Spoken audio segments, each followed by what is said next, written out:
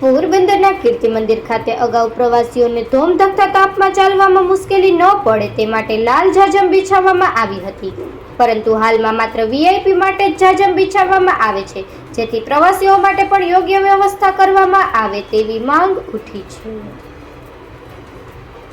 પોરબંદર શહેર એટલે રાષ્ટ્રપિતા મહાત્મા ગાંધીની ભૂમિ. અહીં આવેલા ગાંધી જન્મસ્થળની મુલાકાત લેવા માટે દેશ વિદેશથી મોટી સંખ્યામાં પ્રવાસીઓ આવતા હોય છે અને હાલમાં તો વિવિધ રાજ્યોમાંથી આવતા પ્રવાસીઓની ભારે ભીડ જોવા મળી રહી છે, પરંતુ ઉનાળાનો સમય હોવાના કારણે કીર્તિ મંદિર પરિસરની નીચેની લાદી તપતી હોવાથી પ્રવાસીઓને ચાલવામાં મુશ્કેલી પડી રહી છે અને ખુલ્લા પગે પસાર થવામાં પરેશાનીનો સામનો કરવો પડે છે.